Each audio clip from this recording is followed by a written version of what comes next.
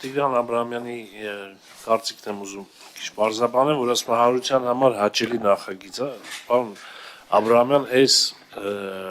պրոցեսը նախատեսված է եղել 2021 թվականին կառավարության ծրագրով, որի մեջ հստակ նշված է, որ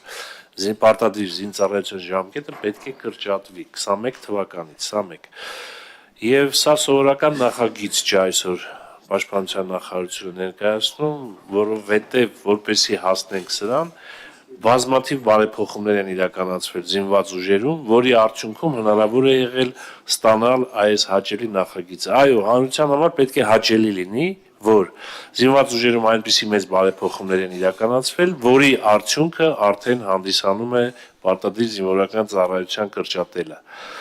Եվ պետք է ասեմ, որ այս նախագիծը նաև մի շարք երկրորդական արդյունքներ ունի, ազդեցություններ ունի։ Մենք բոլորս պետք է ուրախանանք, այդ թվում նաև դուք, պարոն Աբրահամյան, որովհետև 6 ամիս կրճատելով մենք երիտասարդի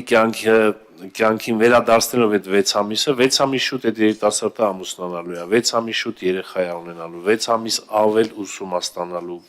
6 ամիս շուտ հարկ է վճարելու եւ այլն, այսինքն մի շարք երկրորդական ազդեցություններ կան, որոնք որ հանրային գործունեության բոլոր բնագավառի վրա ազդող բաներ են սրանք։ Նախագիծը ողջունելի է, պարոն Պապիկյան, եւ ես նույնպես կոչ եմ անում իհարկե կողմ քննարկել։